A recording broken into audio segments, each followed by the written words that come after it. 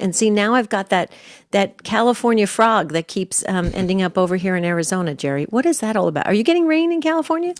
We had a little bit, yeah, but it's gone now. It's clear, sunny, blue skies today. Cold though. It's cold for us anyway. We're not going to get much sympathy from the rest of the world though. What's considered cold in Palm Springs area? Right now it's probably in the upper 40s. Oh low yeah, 50s. I think that's pretty. You need to bring out the parka. Yeah, right. But it's unscripted. Don't you love this show? We do it once a month, and it's so popular. Everybody loves it. I do love this, and one of the reasons I love it is just to find out what's on the Take Two family's minds and hearts, like you said. So, folks, it's your show. You take it away. If you didn't get a chance to get on a recent program and you would like to share a take on that particular topic, you can do that. You can suggest topics for future shows. You can talk about things that are going on in the world. Just a crazy, crazy world, that we are dealing with right now. So what's on your mind today? It's all yours. 833-288-3986 is the number. 833-288-EWTN. Call quickly, call early, so you make sure that you get on in the first group of people on those phones. Okay, I have a couple things. We're getting text messages already from around the country. New Jersey weighed in and said it's raining. It's raining here too in the 50s. See, we're getting all these these weather reports. Jerry, you know what I went to go see last night, and it was free. I was so excited. Mm-hmm. I saw the Tom Hanks movie about Mr. Rogers. Yeah, how was it? Amazing. I'm going to go see it again. I'm going to bring my sister. It was fabulous. Tom Hanks did an incredible job in this movie. Clean, very good movie, but it was very interesting that I learned so much about Mr. Rogers. I was never a big Mr. Rogers. Were you a big fan of that show? I never was. I saw it occasionally. It was in our time era when we grew up, but I never really watched it. But learning about his life and the way he viewed things, and then I read something last night, and I don't know how true it is. I wish I got to do some more research on it. But I thought he was a Presbyterian and died a Presbyterian, but then it said he had Catholic last rites before he died. So I need to do some research on it. It's fascinating, but he was a very, very spiritual, religious man. Prayed all the time. And he was very in tune with where their come froms were, and I find it so interesting because the whole time during the movie, I was with Marty, and we were still celebrating my birthday month. Remember, it's my birthday month, yeah. And so Marty says to me, this is so unbelievable because as I'm watching this movie, it reminds me of you and Jerry with Take Two, and I said, really? Yeah. And I said, really? And he goes, yeah, it's the same kind of connection. So I would be interested if any of our Take Two family goes to see the movie. I think it's what's it called? A Beautiful Day in the Neighborhood or something. And if you go see it, see if it reminds you of the connection we have here on Take Two. I just would be curious about that. Okay. Well, do we officially have to start calling it, instead of the Take Two family, the Take Two neighborhood? No, but you know what I did do? It was hilarious. So we're walking into the movie theater and I started singing the jingle, A Beautiful Day in the Neighborhood, and everybody broke into the song. Oh, really? Yeah. I don't know. I have such a quirky sense of humor. Go ahead. Well, listen, Take Two family. Maybe you've been to a movie recently you want to comment on. Maybe from, like Debbie was sort of talking about the faith aspect of the Mr. Rogers movie with Tom Hanks. Maybe you've been to a good movie lately, or, you got some, anything on your mind or your heart right now about your faith. You can ask us questions. We can talk about the faith. We can talk about things going on in the world. But it's really, you set the table here on Unscripted at 833-288-3986. 833-288-EWTN. We got some calls being screened by Ryan right now, but there is room for you still on an open phone line. 833-288-3986. If you have anything that's just weighing on you and you want to voice it, now's the time to do it. Don't just be entertained by this banter that's going back and forth, and don't get started with your weekend yet. We need your help. Dial this number at 833-288-EWTN. It's so easy to remember. We want to hear from you. Maybe you went to go see the movie as well. I think it was opening night last night. So tell us what you think of it. Give us your movie review. I thought it was very clean. I thought Tom Hanks does such an incredible job at like kind of morphing into the character, Jerry. And then my sister was saying it's going to be up for all sorts of Academy Awards. So that'll be interesting to see if, a wholesome movie like that, wins the Academy Awards. I hope so. Well, as I was flipping channels around the other day, one of those entertainment shows came on, and I don't usually watch those, and I didn't stay with it, but Tom Hanks was on there. He was talking about, I think he went on one of these ancestry sites or something and found out he was actually related to Mr. Rogers. Did you hear about that? I did hear about it. It is called A Beautiful Day in the Neighborhood. Thanks, you guys. I love the Take-Two family. They're like, Debbie, get the title right. A Beautiful Day in the Neighborhood. Yes, I heard Marty said that. Marty said he read that Tom Hanks said that he was like a distant relative or something. Isn't that amazing? Of Fred Rogers? Yeah. And I didn't realize that his wife is she's still alive. I didn't realize that either. So no, I didn't either. Wow. And he died of stomach cancer in his 70s, which is just so amazing because he had such a peaceful demeanor and he ate a very clean diet, but he had, I wonder if he internalized a lot because he was very deep. He really connected at a very deep level with other people, especially children. Mm-hmm. And, he raised they raised two sons and it was very interesting. Anyway. I'm learning a lot. I'm gonna research it to see if maybe possibly he converted to Catholicism at the end. I don't know. I got to do the research.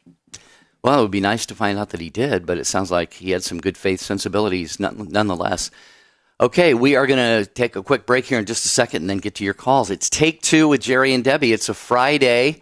And what we do on this unscripted program is we just, we're talking about Debbie went to a movie last night. We talked a little bit about the weather. Like Debbie said, you don't want to hear about this kind of stuff. We want to hear what's on your mind, what's on your heart, things about the church, about the world, the craziness going on. Let's all just have a conversation here and come away a little bit better, hopefully a little bit inspired in our faith today at 833-288-3986. We are going to go straight to your calls when we come back.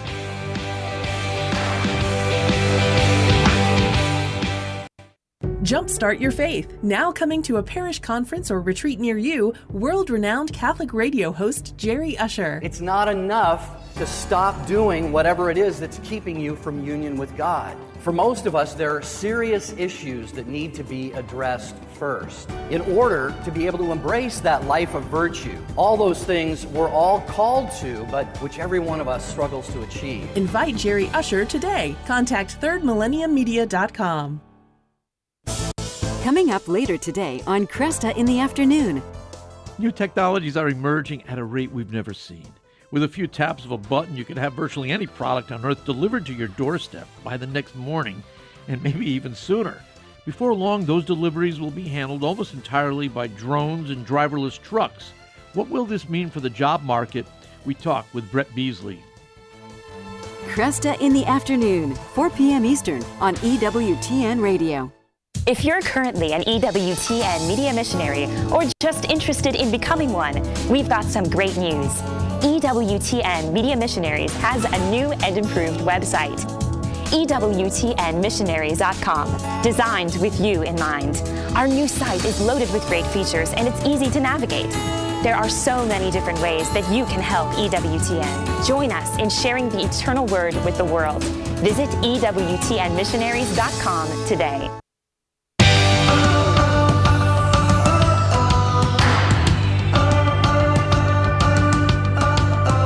Okay, this is your show, Unscripted. This is where you bring the topics to the table and we discuss them. Or you can ask us questions about the faith, about anything. You can even ask us personal questions. We're willing to answer. And that's what the Take Two family does. We journey together closer to God, hopefully after we spend this brief hour together. Real quickly, Best of Catholic Answers Live, Sunday night, 6 Eastern Time. Check it out, folks, the Best of Catholic Answers Live. You're always going to learn something new, and I love that about Catholic Answers Live. So please make sure you tune in for that. Real quickly, Jerry, just a little bit of housekeeping. We were supposed to have the webinar last night with Tim Staples. He had to reschedule for Tuesday, so he will be with us this coming Tuesday at 4 p.m. Pacific, 7 p.m. Eastern Time. So please, in about a day or two, just go on jerryanddebbie.com. Make sure you re-register. I don't know how Sean is going to do that with to reschedule, but just check it out at jerryanddebbie.com. Also, the itinerary for San Antonio will be up this weekend, so make sure you check that out. Hope you can join us in San Antonio. We got so many things planned with a meet and greet on Friday evening, December 6th, and going to visit the basilicas, the cathedrals, and the churches. And then on Sunday, we'll all go our separate ways, and it'll just be exciting and life-changing, we hope. And then the last thing, Jerry, is I forgot it. Oh, the wrap-up. The wrap-up for the Arise from Darkness, Father Benedict Rochelle's a wonderful book this month, Arise from Darkness. The wrap-up is on Facebook, 7 p.m. Eastern Time. And Gigi is sending out the notices right now for all the folks to participate. Okay, I think I got it all covered. Great. Well, we got a lot of calls to get to here. It's Unscripted. Basically, you set the table with your questions, your comments, your takes. We can talk about past shows, suggestions for future shows. If you got, something you're praying about and you want some prayer for, we just throw up the phone lines for you at 833-288-3986. And we will start with Lucy, who's listening on EWTN.com in Tampa, Florida. And Lucy is a first-time caller to the program. Hi, Lucy. Welcome to Take Two. Thank you. You're welcome. So the reason I'm calling in today is I have been asked by the Council of Catholic Women in my church to lead prayer at our meetings. And I'm a very prayerful person, but my prayer is always very interior, through adoration, through, the rosary, all the different avenues. And I'm actually struggling with trying to bring it out into vocal prayer. And I'm wondering if you had any advice for that. May I go first? Okay. Sure. Okay. So Lucy, this used to come up all the time in ministry. Some people are given the gifts to spontaneously pray out loud. Some are more like an interior, type of prayer. Some have to really script it out. Okay.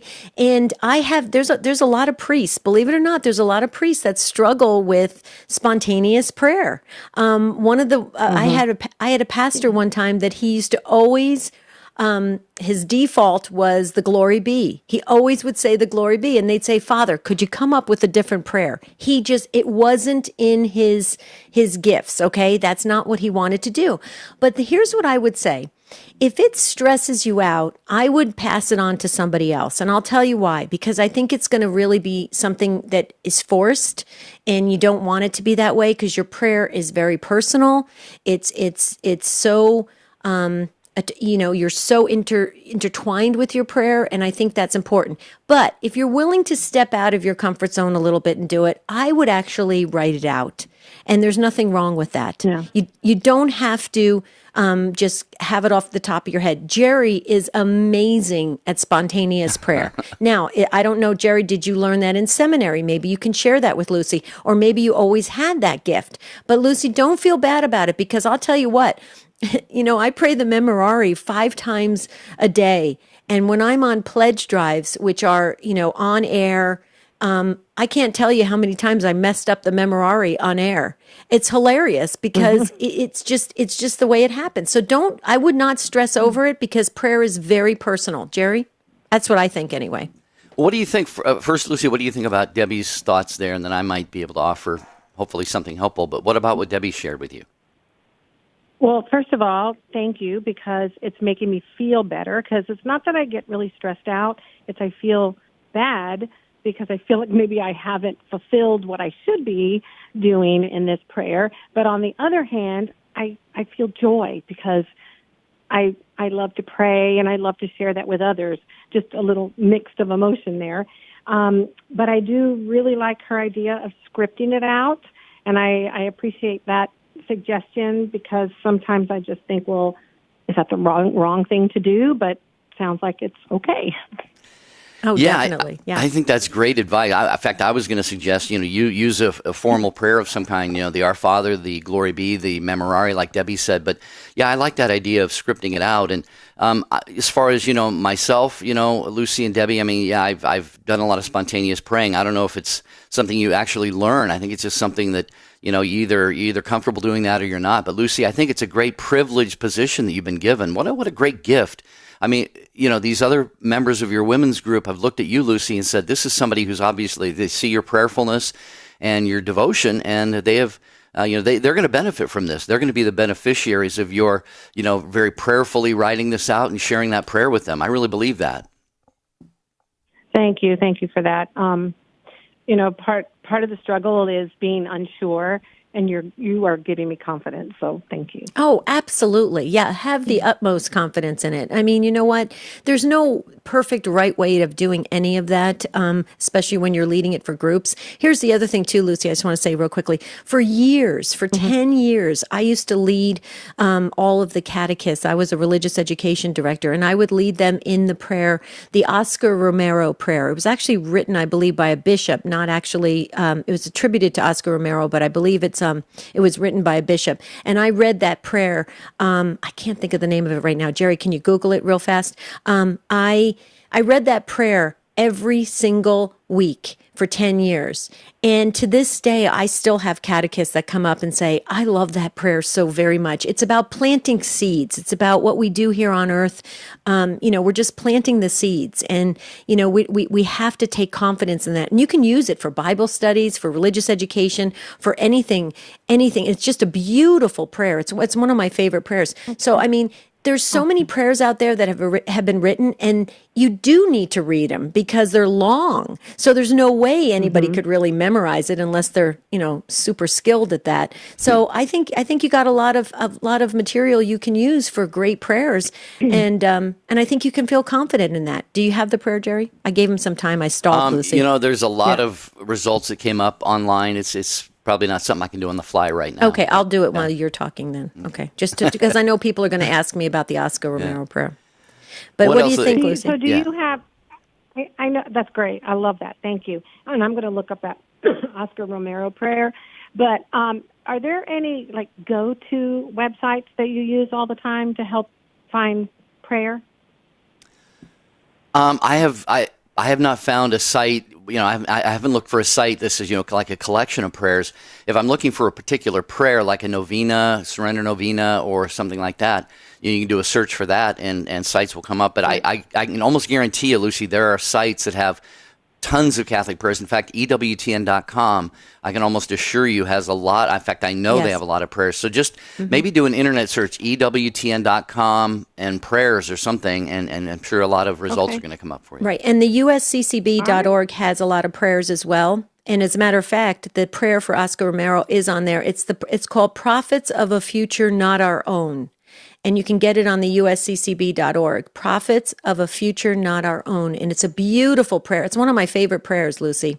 And it's really one of those prayers that everybody goes, wow, where did you get that?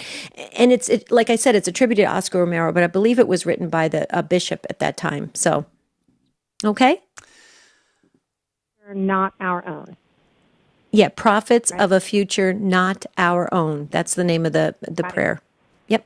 Thanks, Lucy. Thank you. Yes, All right. thank you. Bye. Thanks, Lucy. Have a great day. I just did a search, by the way, Lucy and everybody else. I did a search, just EWTN.com prayers, and they have a full page. They have Mother Angelica's prayer for EWTN. They have basic Catholic prayers, prayer to Jesus, Marian prayers, prayers of the saints, and other prayers. So, yeah, that could be a great go-to site, EWTN.com, for any prayers that you were looking for. So, thanks again, Lucy. It's Thanks, Unscripted Lucy. today. So just as Lucy brought that question to us, you can bring your question, your comment about something, maybe a past show, suggest a future topic, maybe something's going on in the church, in the world, maybe you have a prayer intention. This is really just where you kind of set the table for the rest of us on Unscripted at 833-288-3986. Okay, where are we going next? Gail. Gail is in Massachusetts, listening on the Station of the Cross as a first-time caller, and you get the virtual bell as well, Gail. Welcome to Take Two. Thank you. I'm calling today because this is the first time I've ever called into this show or any show on EWTN.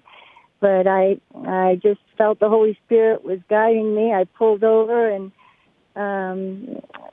feel blessed to be able to share with you some of my concerns. And I think there's a lot of people out there with the same concerns about so much hatred and anger in our world and in our country, and especially with government and politics. And people are pulling away from each other over this, over this anger. And I feel like as Christians, we're told that we're not only supposed to, it's easy to love our family and loved ones, but we're supposed to love our enemy and not only love them and forgive them, but pray for them and bless them.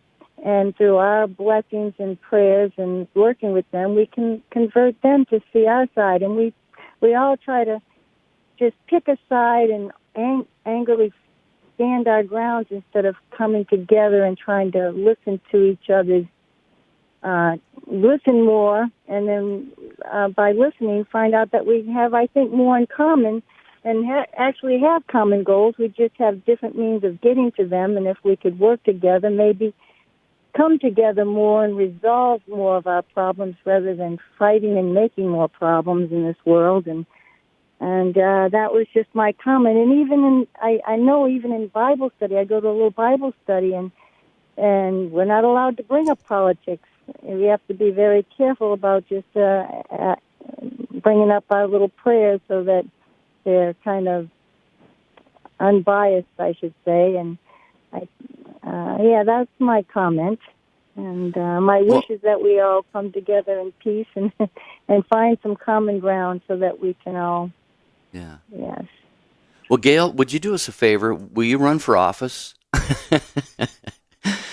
We need, yeah, you're right, Gail. The world is just a mess right now, and Satan loves division. Satan loves to divide and conquer, and we're seeing that in the world. I mean, with this impeachment thing going on, whatever side of this thing you're on, I mean, it's just it's just pitted, Americans against Americans, and one side against another, and we're seeing that, like I said, in the church as well. There's some people I follow on Twitter who, it's just one constant complaint and divisive comment after another. No joy, no unification of people in their tweets and stuff. So, I don't know what the answer is, Gail, except that I think you're tapping into something here very, very important, and it's something we all should pray seriously and intentionally about. Because, the more we get divided in our country, the more hatred there's going to be between us and, our fellow American citizens, and the same in the church. So, Debbie, I think, Gail, I love your spirit, Gail. You've got a very gentle spirit, and I hope we can all follow your example. I totally agree, Gail, and I would vote for you if you ran for office. I just wanted to say, too, though, I think we've lost the art of agreeing to disagree. In Christian life skills, they talk all the time about sitting down and kind of having this mutual understanding that we may not agree on everything, and it's okay. It's okay. We can still love one another. We can still respect one another. We can still listen to one another. We can still have fun with one another. Okay? But we can disagree on things, and it's okay. Now it's become this thing, if you disagree with me, you're the enemy. You're a hater. You're this, you're that. And now that division, like Jerry said, I think that's where it's like Satan's playground. He just loves it. He's like, let me tear apart friendships. Let me tear apart relationships, because it's going to be so much better. I think what I do, Gail, is I sit down immediately with my friends and family members that I feel very close to, and I don't want to lose them. I say, you know what, guys, is it okay if we agree to disagree? I still love you. And they say, yeah. And then we disagree and everything goes on. I don't know, Gail, if that's, too simplistic, but I think we've lost that art. What do you think? I agree totally. And I think a lot of it, too, when I reflect on this, because I came from the South, and I remember my father was a Democrat. And we all became Democrats, and I moved up here, and I saw a lot of, believe it or not, corruption in that party, just being in it, and thinking when I came and moved up here, I got married and moved up here, and then I saw the corruption in the Republican Party, and I thought to myself, I'm going to be independent, and then you don't get anywhere as independent, and I think to myself, that's when I realized it's all about power, and people they're not fighting for the good of the country and the world. They're fighting for power to stay in power so that they somehow feel they can dominate others, and instead of I'm just saying, if we could just come together and be instead of trying to win, because what are we winning other than more power? We're just find a way to focus more on making change for the good and working for the good of all. You're right, Gail. There's a reason that the Catholic Church has offices of justice and peace, because you have to have justice first. You're not going to have any peace without justice. So great comments, Gail. We appreciate you joining us today on Take Two. God bless you. Raymond Arroyo. We need EWTN Radio for the reason that Mother Angelica founded this enterprise. She saw this as a holistic approach, reaching the whole person, bringing them truth and life. The leading Catholic voices are on EWTN Radio. This is Mike and Alicia Hernan with a Messy Family Minute. It's vitally important for children to feel individually loved and known by their parents. Especially in a big family like ours, this can be very challenging. But no matter how many kids you have an obligation to work on your relationship with each individual child. Relationships are built with the material of time, and we need to give our time to our children in a very intentional way. We do something with our kids that we call special time. Special time is spending time with one child doing something that they like to do. It can be very simple, like going to a park, the library, or going on a hike. Or you could go out for ice cream, a movie, or have some other fun experience. It's really not important what you do. What is important is that you are focused on getting to know that individual child and sending them the message that they are important, they are loved, and they are known by you. This lays the foundation for their relationship with God. For more inspiration and practical advice, visit us at messyfamilyminute.org. The wisdom of Mother Angelica. I told him about the woman who came to me and said her two children hadn't spoken to each other for 2 years. Their grandma died, and she was very wealthy. She left half to each one. She said they're arguing over a commode. She said it's inlaid. Can you imagine being in hell and somebody saying to you, "What are you here for?" EWTN. Live truth. Live Catholic. Hi, this is Janet Williams. There's nothing like Women of Grace to explain the truth of our faith, Monday at 11 a.m. Eastern, here on EWTN Radio. Now, back to Take Two with Jerry and Debbie.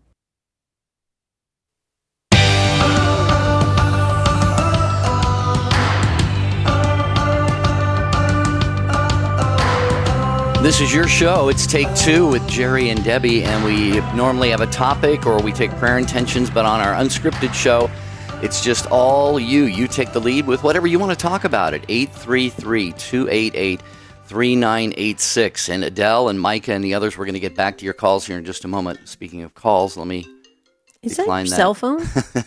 Well, yeah, I have iPhone and an iMac, and they sort of speak to each other. When I get a cell phone call, it comes through on my computer. I think that would be hilarious if you said hello.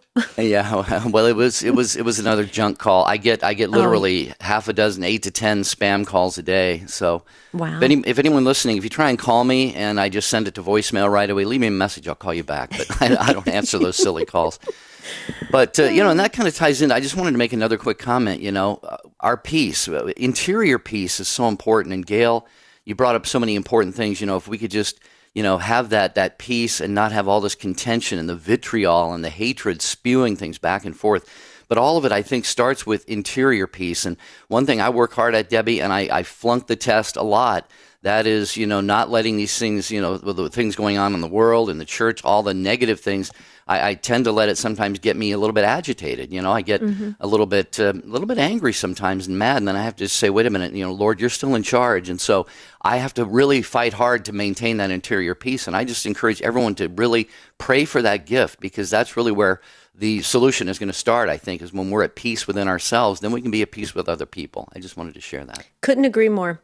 Okay, so Gigi is our on-the-spot research queen, and she's so good at it. So she did a little research research. He said Mr. Rogers was a Presbyterian his whole life, but his best friend was a Catholic priest.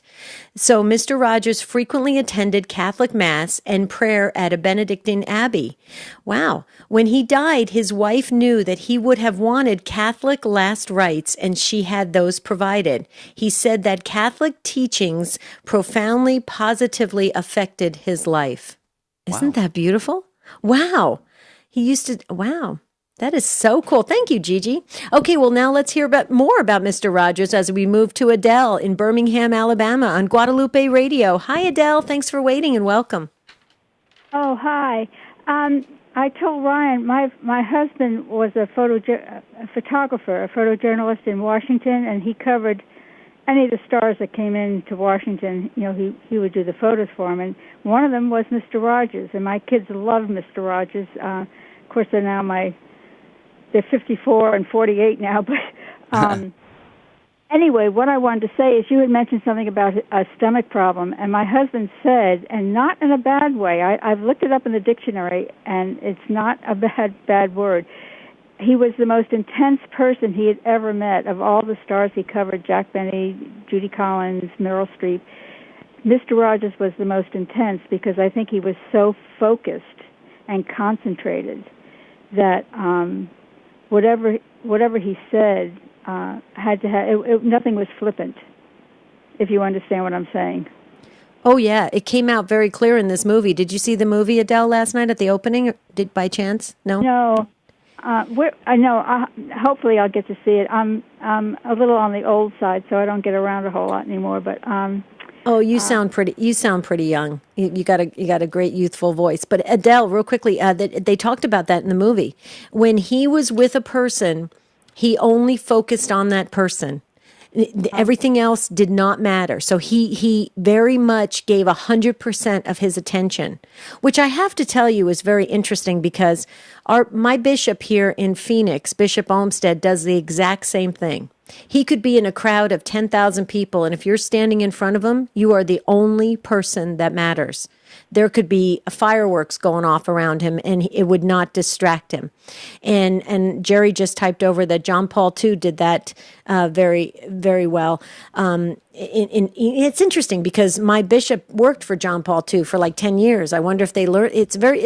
But I can understand that with Mr. Rogers, where he could internalize a lot, because if he's putting that much attention into the present moment, I mean, it can be intense. Yeah. So you said your husband said he was very intense. The most intense person he'd ever interviewed with. I wanted to add, you were talking about Bishop Olmsted. One of my daughters was one of the Phoenix Five, and she did leave after 18 years, Mother Angelica, and it had been years since I saw Bishop Olmsted, and he was here at EWTN, and I happened to be in the chapel, and he remembered me. He was so cordial. What a gift. You know, I know this world is in wretched shape, but God plants these people like Bishop Olmsted, like John Paul II, and like our president, who was put in there by the Blessed Virgin Mary. He needs prayer, and I hope the people listening will start having masses offered for him. But God does not abandon us. He gives us people in our lives that uplift us and remind us of who's in charge.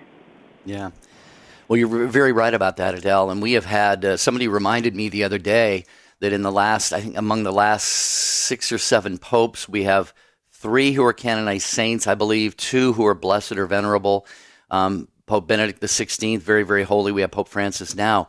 God does do that. He looks at the times. God is in the eternal now, so he sees whatever's coming as if it were happening for him right at that very moment.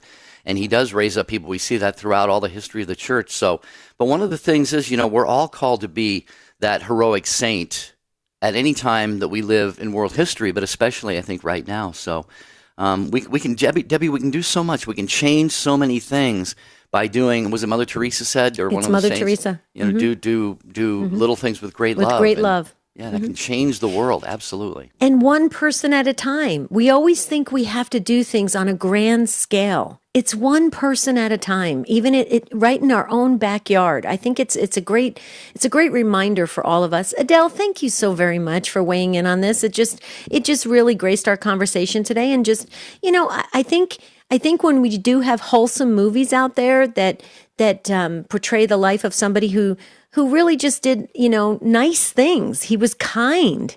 He cared. I just think we need to support that. I mean, and there was no dirty language in it or anything, and I just loved that. So what do you think, Adele? Well, I think there was a poll taken, and the majority of America prefers good, wholesome movies.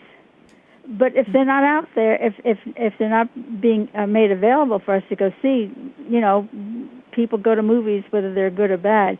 Right. We didn't have bad movies when I was growing up. I grew up in the 40s, and it was all, they were all good movies. And so I don't go often because there aren't that many, but I will certainly go to see Mr. Rogers because my kids loved him. I would be pulling the homemade bread out of the oven as Mr. Rogers was on the television. And all the kids would be there, and we'd all be listening. It was Sesame Street and Mr. Rogers. Those are the two programs. Sweet. Those are the good old days. Yep, I love it. Thanks, Adele. I can smell the homemade bread right now. Thank you, Adele, for your call. We appreciate that. Yeah, my mother made bread all the time, Debbie, and she made cinnamon rolls, and oh my goodness, yeah, just the smell of homemade bread wafting through the house. Go ahead, Adele. I bake it for the Friars. I was their cook, and I the Friars, and I bake it for the monastery up in Hansville as well. Wow, I love it. Nice. I can't do. I mean, for 60 years I've been baking bread every day, so it's not something you can give up real easy.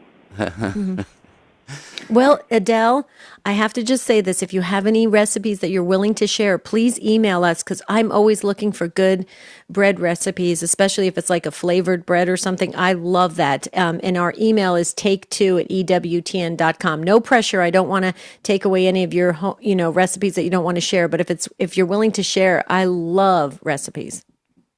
Sure. I'll look some up for you. Thank you. Jerry, do you bake, Jerry? Thank you, Adele. God bless your day. I do sometimes, yeah. I do hot sauces more than breads and stuff, as you know. Yeah, I think you're big on the hot sauces, and you have a recipe for a great hot sauce. We should market that. Well, actually, believe it or not, most of the ones I make, I just go to the store. There's this great Mexican market here where I live, and they have every kind of pepper that you can imagine, not the really hot ones. But I just will go through and I'll just grab a few of these, few of those, and then I'll just put them in a blender and mix it all together, and it comes out tasting pretty good. It's really good. You've made a couple bottles for holidays. They're excellent. Yep, I'll market it for you. Okay, let's hear what Micah has to say. Micah's in Waynesburg, Ohio, on Living Bread Radio. First-time caller as well. You get the bell, Micah. Welcome. Oh, thank you. I just wanted to make a comment. With President Trump and them doing the impeachment, I was curious, so I looked up impeachment to find out, because what they're doing is wrong. And it says we can do impeachment for high crimes and misdemeanors. And with everybody, that is for abortion, and these judges and, government officials, letting the pro-choice people get their way, we can actually impeach them. And I didn't know if the Catholic faithful knew that. We can impeach people on state level, the different judges, like I said, the mayors, the governors, anyone that's, enforcing these laws. Wow. Well, I was not aware of that, Micah, so thanks for bringing that to our attention. And I think, for me, it really gets down to, and I think a lot of people are saying this too about the presidential issue that's going on right now. It should be decided, at the polls, a lot of people are saying, and I think with, pro-abortion politicians and people like that, at any level of government, we as Catholic Christians have to take our faith seriously and take it into the voting booth with us. It doesn't matter what party somebody is. If the person is in favor of something that is immoral or goes against the common good or against a key, especially non-negotiables of our Catholic faith, then we have an obligation to vote accordingly, Debbie. And I think that's really where the change can be made and should be made. I think is in whom we elect for our offices. Yeah, I agree with that. And Micah, the other thing too is it's generally Catholics tend to be very passive. We don't really go out there too much and voice our strong Catholic views, and we should. And again, I want to bring it back to Bishop Olmsted. He wrote Catholics in the Public Square. It's a wonderful little book that's been updated, I think, like 6 or 7 times, and you can get it online through the Diocese of Phoenix. But all Catholics should read it. I know the USCCB has one out for Catholics in the Public Square. I personally love Bishop Olmsted's because I love his writing. He writes very much like kind of in the same line as John Paul II, because he worked for John Paul II. And I just think it's really important we start stepping up and expressing what we know to be true, especially with our Catholic faith. One other thing I just want to say real quickly, Micah, just in general, this is just me talking now. This is unscripted, so we're just having a conversation like we're in our virtual living rooms, just having a fun talk. It bothers me greatly that we're using a ton of taxpayer money to do all of these committees and investigations and things that are really going to go nowhere. It's all politically driven. And it bothers me. We're not getting anything done. And it drives me crazy. I have to tell you, I can't even watch the TV anymore because I'm thinking, is anybody working? I mean, we're spending all this money, and it's frustrating because I work very hard, and like everybody else does, we all work hard, we all pay our taxes, and we'd like to see our taxes go for something good and something beneficial for our children and in the future, not this nonsense that's politically driven. That's just my personal opinion. I'm just going to state it. But I don't know, Micah, you want any final comments? Well, I just wanted to say it's in the Constitution, and it's part of the Constitution that we can do that. The world is being run by evil, and just pray the rosary because that's a weapon against the devil, and that's what Our Lady has us for. But I just wanted people to know we have the Constitution to back us. And I agree. We waste too much money on stuff that's frivolous, but we have got actual people that are fighting, like the Little Sisters of the Poor and the gentleman, with the abortion industry because he was taking videos, and the judges all went against them. So it's like, stuff like that can be overturned, and that was the only reason that I brought that up. Mm-hmm. Well, it's a good point. This is what Unscripted is all about. But, and Jerry, I've been looking at every day they're talking about more and more homeless in the big cities in California. It's driving me crazy. And I'm thinking, why don't we put some good money towards that to get these people, the right services and to get them off of the streets? I mean, it's driving me crazy. How do you feel about that, living in the state where you've got your homeless population is just surging? Well, yeah, in some of the bigger cities, and I don't see it where I live because it's not a metropolitan area, but you see it on a lot of other major cities, especially I've seen it in the Pacific Northwest, in Seattle and Portland and some cities in that region of the country, a lot of the tent cities and things like that. But yeah, a lot of issues need attention, and it's just like Washington, D.C. has come to a standstill right now. And this is what I'm hearing. Micah, thank you, Micah, for your call. We appreciate that so very much.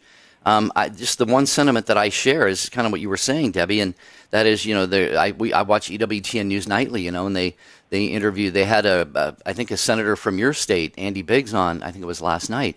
Yeah, he's very good. He's wonderful. And Go ahead. he and the others, they're just basically saying the same thing. It's kind of like, there are important issues that really need to be dealt with, by the government. And I know a lot of people feel like, these hearings are important and so forth, and I'm sure they're going to serve, some purpose, but like you said, in the end, it doesn't look like it's really going to go anywhere. So, Yeah, no, and you're talking, Jerry, you're not talking 1 million, you're talking 50 million, 100 million. I mean, that's a lot of money.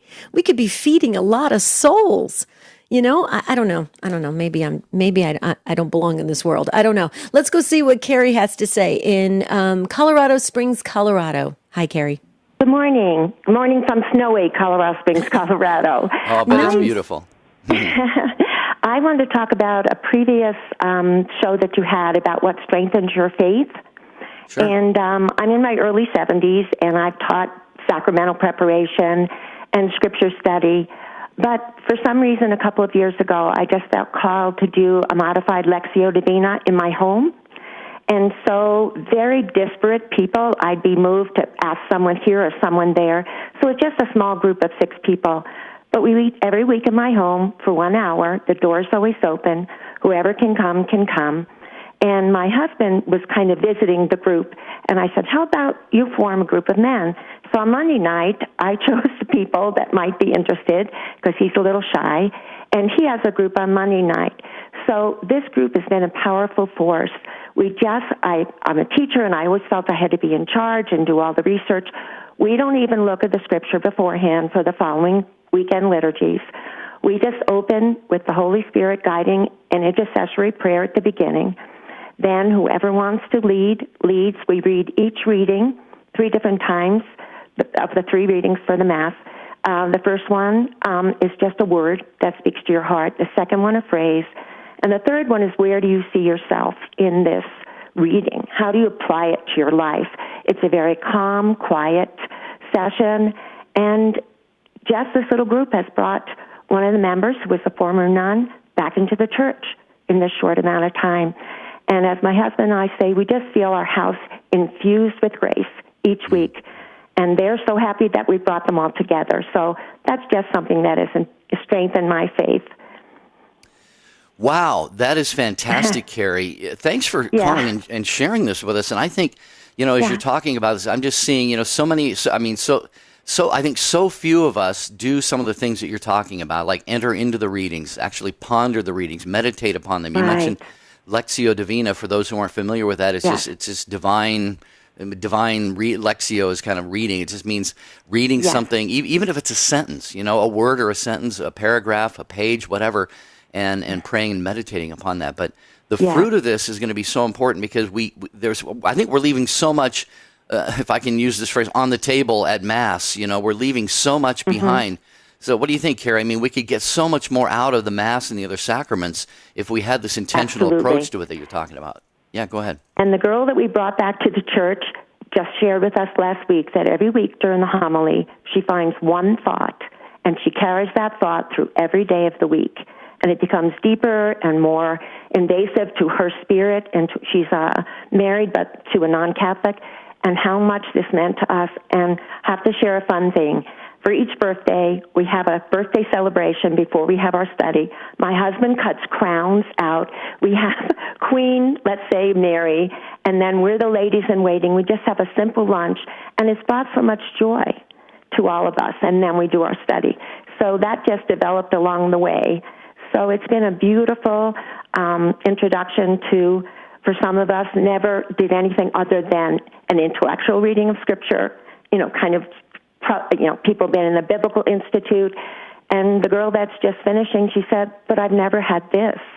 And I've never had this to apply this to my life. And I think that's what's always God has called my husband and I to, is how do we live this faith? Mm-hmm. Oh, yeah. Well, what a great ministry you and your husband are in. Blessings to you and continued blessings. That is awesome. Keep us posted. Would you? Would you do that, Carrie? I will. We love to journey with the Take Two family. I mean, it's so wonderful. So thank you for stepping up and sharing that with us. Sure. Wow. May I have one other thought? Absolutely. It brought us to do a volunteer work with assisted living. So every Sunday, there was no priest ever there. We bring a communion service to the residents. And every Friday, we just got back. Fridays with Finnegan, we bring our dog and he interacts. And that's how you live ministry outside of the church. Mm-hmm. That's how you bring it to the world. Amen. Amen. All right, thank you. Oh, thank you. Thank you so very much. Blessings to you and happy early Thanksgiving. I just loved your call. Thank you for that. Hey, thank folks. You so much. Oh, God bless you. Call Bye-bye. again, please. Okay. I will. Bye-bye. Thank you. Real quickly, Jerry, this is so exciting. I want to just share this again. So EWTN is inviting everybody to call in, okay, for Thanksgiving. And this is what you do. You call the listener comment line 205-795-5773. Okay, that's the number. And you tell us your memories, your traditions, and what you're grateful for. and then listen on Thanksgiving Day, because we're going to share your message from the comment line to the whole entire world. I love that idea. I don't know who came up with that at EWTN, but I think it's brilliant. I love it. I think I'm going to call into the comment line. I'm excited about that. And real quickly, I'm getting a lot of text messages from the Take Two family saying, Debbie, preach it, sister. Good job. Love what you have to say. And then one person just wrote in and said, Debbie, this world needs you. You got to stay. I said, of course I'm going to stay until the good Lord calls me home, guys. I'm in it for the long haul. Okay, so do we have time for Carol? We got 2 minutes. Better. Yeah, sure. Let's fit Carol in. Carol in Lafayette, Louisiana on the EWTN app. We got about 2 minutes, Carol. We wanted to squeeze you in. Thank you. Listen, I need a suggestion. My Come Lord Jesus prayer group, which is very much like the lady who called prior to me, Small Faith Community Group, is getting together and preparing bags for the homeless for the Thanksgiving Christmas holiday. And we're all contributing different things, hats and scarves, gloves, toiletries, things that these people are in great need of. But the one thing that I want to include in it is a prayer card that they can say to help themselves. Everything that I look up is about intercessory prayer for them, but I've not come across one prayer that I could pass on to them to begin to pray on their own, because many of them have lost their faith. And this could be the very seed to plant to get them out of their situation when they turn their life over to God. So I'm asking, which prayer should I include? Well, Jerry, if you want to go first, I just have something real quickly. Go ahead. I would actually, instead of a prayer, I would enclose scripture verses. And the reason why is because the Bible is very, very powerful, as we know. It's the Word of God. It's a living Word of God. Mark 9:23, everything is possible for those who believe. Mark 9:23. Right. And of course, Matthew 19:26, with God, all things are possible. So you got to give them hope, because they're in a place of hopelessness. And so you got to give them hope. And I think scripture is the most powerful way to do that, because some of them may not be in a prayer practice. And that's my take anyway. Jerry? I was the priest at Mass the other day. And thank you, Debbie, for sharing that. And Carol, I think it's a great suggestion. I think if they're not, accustomed to praying, or don't necessarily have anything formal, I think just the priest at Mass on Saturday at the vigil he was talking about Cardinal Van Thuan, who was the Vietnamese cardinal who was I think imprisoned and in solitary confinement for a long, long time.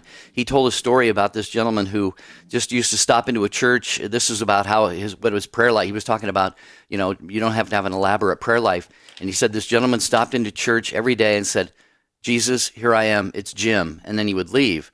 And then people always thought, what kind of a prayer life is that? And then this guy was hospitalized near the end of his life. And he set up 2 chairs in his room, one for someone who visited him and one that he left. Debbie, you're nodding your head here. One that he left empty. And he always said that was for Jesus. And I think right near the end of his life, people saw him making a gesture over there and they wondered what happened. And I'm butchering the story, but he said, Jesus, came to him and said, hi. He says, hi, here I am. It's Jim. It's Jesus. He just kind of repeated what he had said to him. And I'm making a total mess of this story here. But what I'm thinking is just mainly just giving them something simple, maybe the prayers that Debbie mentioned, but also just invite them to talk to Jesus and say, Jesus, here I am. I love you. I need your help. Something simple like that. What do you think, Carol, real quick? I think that's great. Thank you so much. Oh, thank you. Thank you, Carol, for the work you're doing with the group. Please let them know that. Folks, real quickly, I wanted to say thank you for this Unscripted show. Great show. The best of is this Saturday. Which teacher made the biggest impact on you? It was a great show. And on Monday, we're going to be talking about you still have those friends after all these years. We're going to celebrate friendship on Monday. Jerry? Yeah, is there someone you've been reconnected with after many years? That'll be on Monday. But we hope that you have a beautiful and blessed weekend from all of us at Take Two and the show team. God bless. Dr. Ray Gurendi, making a commitment to the wives. When the show's on, put the radio under your husband's pillow. The percentage of yes dears will rise. The doctor is in next. Why do we need Catholic radio? Because not everybody's sitting in front of a computer or watching their television set at home. How about when driving to work? Catholic radio's there for you. I may be a Catholic priest, but I'm still a student of the faith, and Catholic radio helps supply good material, Whether it be a question and answer format show, whether it be a show itself on doctrine or theology, I myself, as a priest, am always learning. Father Wade thinks Catholic radio is important. So should you. EWTN. Live truth. Live Catholic. Welcome to Spirit of Stewardship. Jeremy Belsky is your host for real-life stories, encouragement, and ideas to enhance your own gifts of work, wealth, and wisdom in response to God's blessings for you. I'm Jeremy Belsky, and today's topic is stewardship, a new spin on the money-back guarantee. We've all heard it. Your satisfaction guaranteed or your money back. A business will back its product regardless of the amount used or consumed. They know it's worth the expense in order to maintain the customer's future business. But what about stewardship and our effort to make it a way of life? How does being a good steward of our work, wealth, wisdom, and prayer guarantee anything? The analogy between a business's money-back guarantee and living a stewardship way of life each produces a result. With the business model, you get a new product. With the stewardship model, you get the lifelong opportunity to enter the kingdom of heaven through faith and good works. Jesus wants you to do good with what you have based on how he has blessed you. He shows his love and forgiveness through the sacrament of confession and shows encouragement and hope throughout our daily prayers to him. Jesus sees his gifts to you when he sees you give to others. We are all created in God's likeness and image. Thus, we all have different gifts to share. Perhaps two key questions to ask yourself to gauge your own level of stewardship is this: what am I giving? And how am I being called to increase my performance? Spend some quiet time in prayer, preferably in the presence of the Blessed Sacrament, and ask for God's guidance in living a stewardship way of life. Let his money-back guarantee bring you peace, love, and happiness.